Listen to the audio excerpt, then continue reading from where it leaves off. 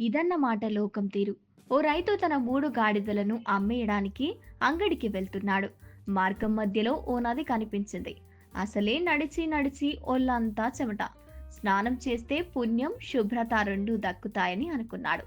ఆ గాడిదల్ని కట్టేయడానికి తన దగ్గర రెండే తాళ్లున్నాయి. మరి మూడో గాడిదను కట్టేయడం ఎలా? ఓ పెద్దాయన అలా నడిచొస్తున్నాడు. అయ్యా, నీ దగ్గర ఓ తాడు ఉంటే ఇవ్వవా? కాసేపు నా గాడిదను కట్టేస్తా. నా స్నానం కాగానే నీ తాడు నీకు తిరిగి ఇచ్చేస్తా. నా దగ్గర తాడు లేదు కానీ ఓ ఉపాయం చెబుతాను అన్నాడు ఆ పెద్దాయన. నీ దగ్గర ఉన్న 2 తాళ్లతో ఆ గాడిదని కట్టేయ్. మూడోది చూస్తూనే ఉంటుంది. తరువాత దీన్ని వెనక్కి వెళ్ళి తాడుతో కట్టేస్తున్నట్టు నటించు. పెద్దాయన చెప్పినట్టే చేశాడు. నది స్నానం పూర్తి చేశాడు. వెనక్కి వచ్చి ఆ 2 గాడిదల కట్లు విప్పేశాడు. అదిలించాడు. తాను ముందు నడుస్తున్నాడు. కాసేపు అయ్యాక చూస్తే 2 తనతో వస్తున్నాయి కానీ మూడో గాడిద మాత్రం ఆ చెట్టు దగ్గర నుంచి అస్సలు కదలటం లేదు. అక్కడే ఉండిపోయింది. తట్టాడు, కొట్టాడు, తిట్టాడు, ఫలితం లేదు. అటూ ఇటూ చూస్తుంటే అదే పెద్దాయన కనిపించాడు. అయ్యా, ఇది మొరాయిస్తోంది, కదలనంటోంది. అసలు నువ్వు కట్లు విప్పితే కదా అది కదిలేది అన్నాడు పెద్దాయన. అసలు నేను కట్టేస్తే కదా విప్పేది అంటాడు రైతు. అవునోయ్, అది నీకు తెలుసు, నాకు తెలుసు. ఆ గాడిదకు తెలియదు కదా. తాను ఇంకా కట్టేసి ఉన్నట్లే భావిస్తోంది. అయ్యో, మరేం చేయాలిప్పుడు? కట్లు విప్పితే సరి, కదులుతుంది. అసలు కట్టేస్తే కదా మరి విప్పేది. పిచ్చోడా, కట్టేసినట్టు ఎలా నటించావో విప్పేసినట్టు కూడా నటించవోయ్. రైతు అలాగే చేశాడు. గాడిద ముందుకు కదిలింది. మిగతా రెండింటితో కలిసింది. రైతు పెద్దాయన వైపు అయోమయంగా చూశాడు. అవును మరి, సత్యం ఎప్పుడు సంపూర్ణంగా అర్థం కావుగా. రైతు కాసేపు బుర్రగొక్కున్నాడు. పెద్దాయనకు ఓ దండం పెట్టి తన గాడిద వైపు కదిలాడు. బలహీనుడు తెలివిగా ఆలోచించగలిగితే ఒక అడవిలో ఒక తోడేలు ఉండేది. తనకు చాలా బలం ఉందని దానికి మహాపొగరు. ఆ అడవిలో సింహాలు, పులులు, ఏనుగులు వంటి పెద్ద పెద్ద జంతువులు ఏవీ లేకపోవడంతో తోడేలుకు ఎదురే లేకుండా పోయింది. అడవిలోని జంతువులతో అనవసరంగా గొడవలు పెట్టుకునేది. వాటిని ఏడిపించేది, హింసించేది. దాంతో అవన్నీ ఈ తోడేలు పీడ ఎప్పుడు విరగడ అవుతుందా అని ఎదురు చూడసాగాయి. ఒకరోజు ఆ తోడేలు ఆహారం కోసమని అడవిలో వెతుకుతూ బయలుదేరింది. మందతో పాటు ఒక గొర్రె గడ్డి మేస్తూ మేస్తూ తప్పిపోయింది. గడ్డి తీయదనాన్ని ఆస్వాదిస్తుంది. ఆ తోడేలుకు కొంచెం దూరంలో ఒక చోట ఒక గొర్రె కనబడింది. హాయ్, భలే లేత మాంసం, దీనిని వదిలేదే లేదు అనుకుంది తోడేలు.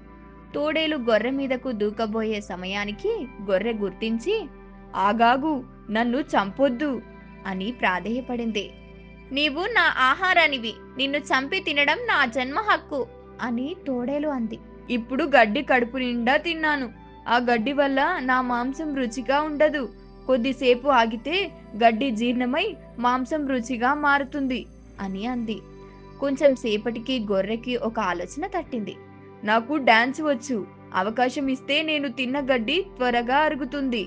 దానికి తోడేలు ఒప్పుకుంది. అది నాట్యం చేసేటప్పుడు మెడలో ఉన్న గంట గల్లు గల్లుమని మ్రోగింది. కానీ ఆ శబ్దం అంత గట్టిగా వినబడటం లేదు. ఇప్పుడు ఇంకొక కొత్త ఉపాయం గొర్రెకు తోచింది. మెడలో గంట తీసి తోడేలు చేతికిచ్చి, దీన్ని ఎంత గట్టిగా వాయిస్తే అంత వేగంగా నాట్యం చేస్తాను, నీవు సులభంగా తినేయవచ్చు అని ఊరించింది. ఎప్పుడెప్పుడు గొర్రెను భోంచేద్దామా అని చూస్తున్న తోడేలు వేరే ఆలోచన లేకుండా ఆ గంట తీసుకుని వీలైనంత గట్టిగా వాయించింది.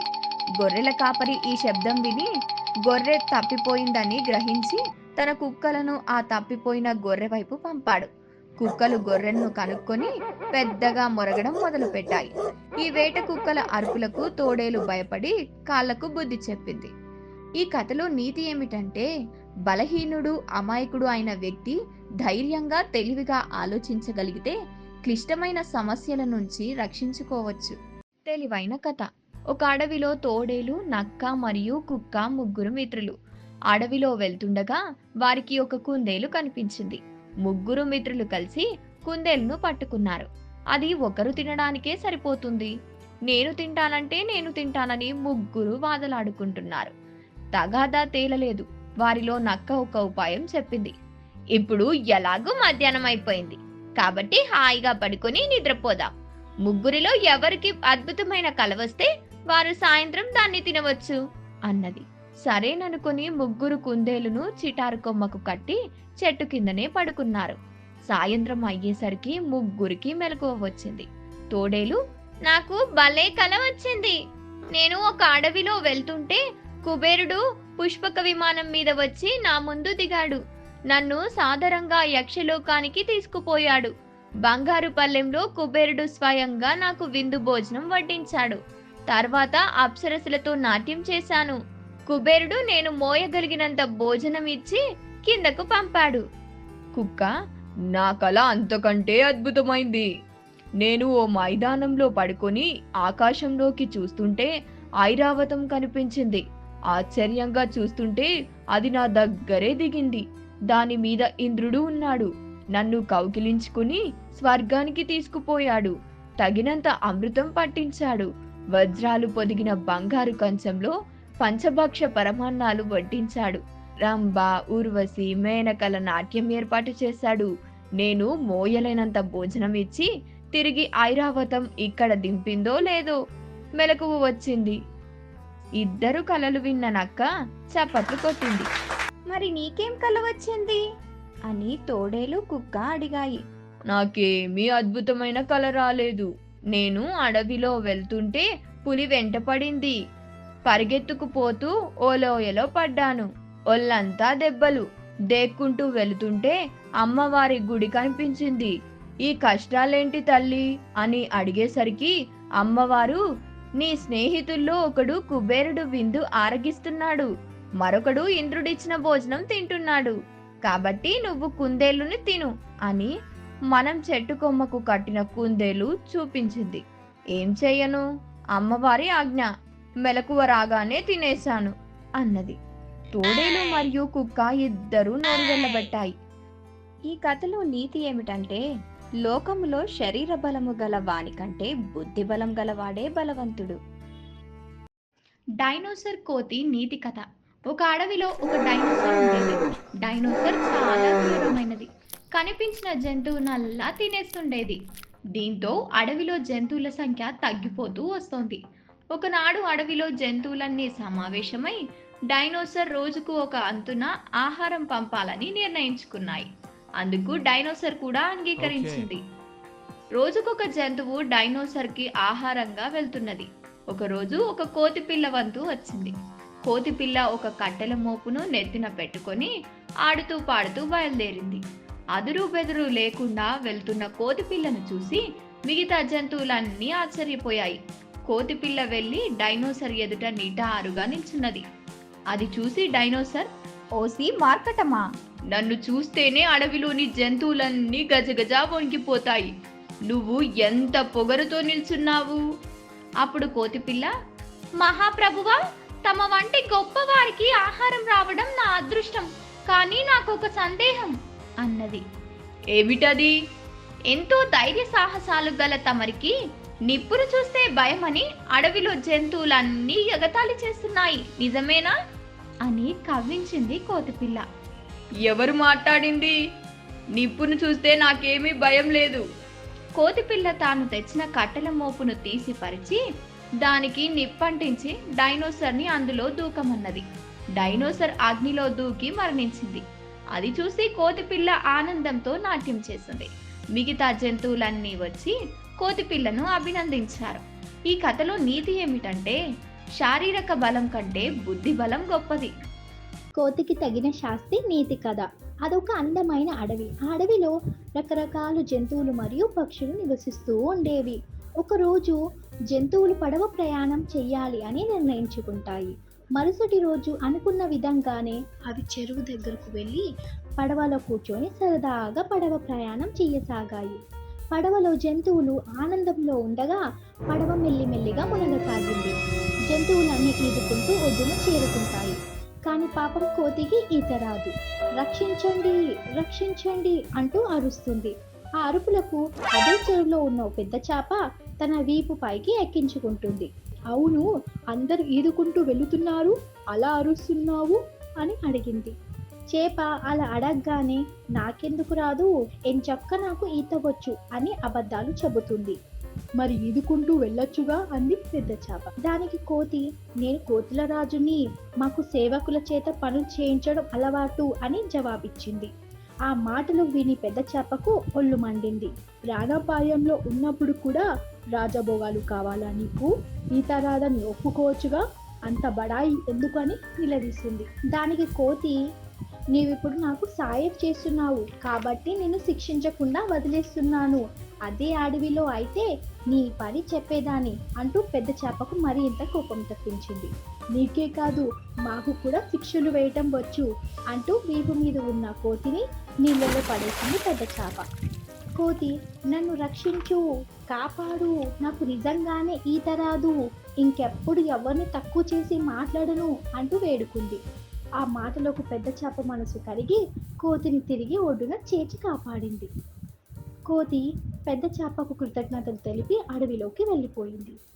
నీతి: ఎవరిని తక్కువగా చేసి చూడకూడదు. మంత్రదండం నీతి కథ. అనగనగా ఒక అడవి. దానిని ఒక సింహం పాలిస్తూ ఉండేది. సింహం మిక్కిలి సోమరి. ఎప్పుడు నిద్రించడం తప్ప రాజ్యాన్ని కానీ రాజ్యంలోని జంతువుల గురించి పట్టించుకునేదే కాదు. సింహం సోమరి కావడంతో జంతువులన్నీ సోమరులుగానే తయారయ్యారు. ఎవ్వరూ ఏ పని చేసేవారు కాదు. దాంతో పంటలన్నీ ఎండిపోయాయి. రాజ్యమంతటా దారిద్ర్యం విలయతాండవం చేయసాగింది. జంతువులన్నీ ఆకలికి అల్లాడిపోతున్నాయి.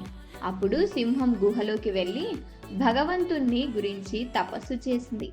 దేవుడు ప్రత్యక్షమై ఏమి కావాలో కోరుకోమనగానే, నా అడవిలో దరిద్రం పెరుగుతోంది, జంతువుల కష్టాలు తీర్చడానికి నాకో మంత్రదండం కావాలి అని ప్రార్థించాడు.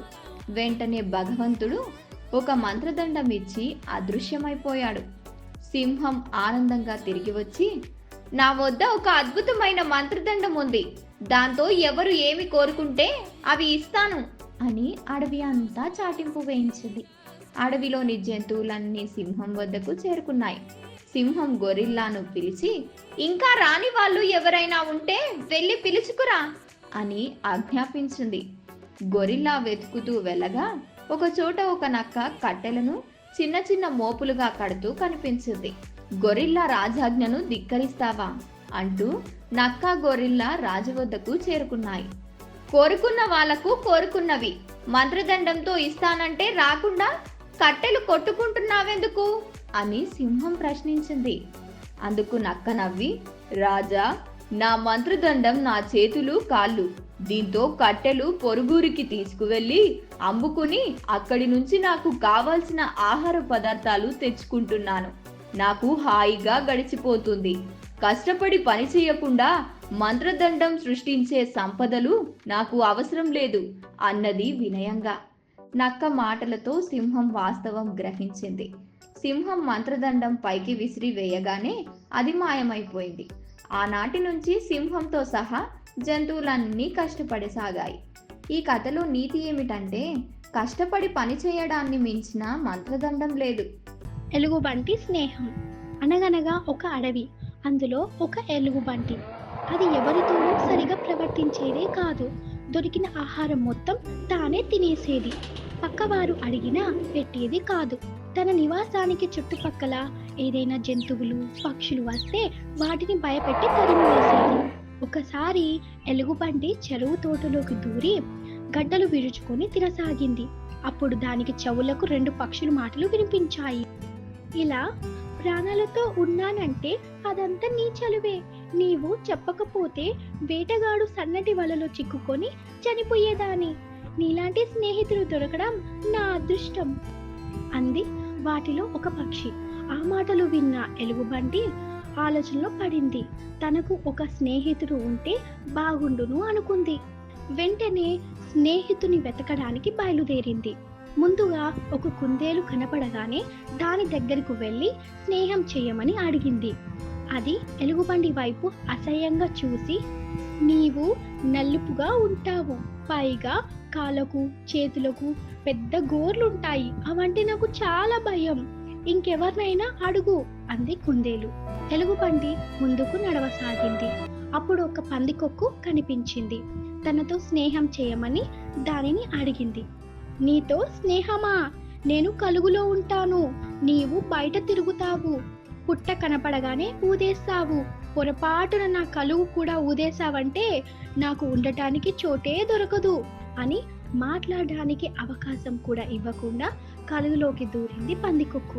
అలా తనకి దారిలో ఎదురైన గాడిద, గుర్రం, జింక, అడవి దున్న లాంటి ప్రతి జంతువులను స్నేహం చేయమని అడిగింది ఎలుగుబంటి. అవేవో కారణాలు చెప్పి దాంతో స్నేహం వద్దన్నాయి అవి. ఎలుగుబంటికి ఏడుపు వచ్చింది. ఒక చెట్టు కింద ఒంటరిగా కూర్చొని ఏడవటం మొదలుపెట్టింది. ఆ దారిలో వెళుతున్న ఏనుగు ఎలుగుబంటి దగ్గరకు వెళ్ళి కారణం అడిగింది. తనతో స్నేహానికి ఎవరు ఒప్పుకోవడం లేదని చెప్పింది ఎలుగుబంటి. దాని గురించి ముందే తెలిసిన ఏనుగు అసలు విషయం గురించి ఇలా చెప్పింది. నీతో స్నేహానికి ఒక్కరు కూడా ఇష్టపడట్లేదంటే తప్పంతా నీదే. ఎప్పుడైనా మంచిగా ప్రేమగా ప్రవర్తించావా? అందువలనే అవన్నీ ఏవో సాకులు చెబుతున్నాయి తప్ప స్నేహానికి రంగు, రూపు, జాతి భేదం లేదు. ముందు నీ ప్రవర్తన మార్చుకో. అవసరంలో ఉన్న వారికి సాయం చెయ్యి. దొరికిన ఆహారం పక్కవారికి కూడా పెట్టు. ఆపదలో ఉన్న చిన్న జంతువులకి తోడుగా నిలబడు. కొన్నేళ్ళకి నువ్వు మారావన్న విషయం తోటి జంతువులు గ్రహించి అవే స్నేహం కోసం వస్తాయి అంది ఏనుగు. పొరపాటు ఎక్కడుందో గ్రహించిన ఎలుగుబంటి తన ప్రవర్తన సరిదిద్దుకుంది. కొన్నేళ్ళయ్యేసరికి దానికి చాలా మంది స్నేహితులు దొరికారు.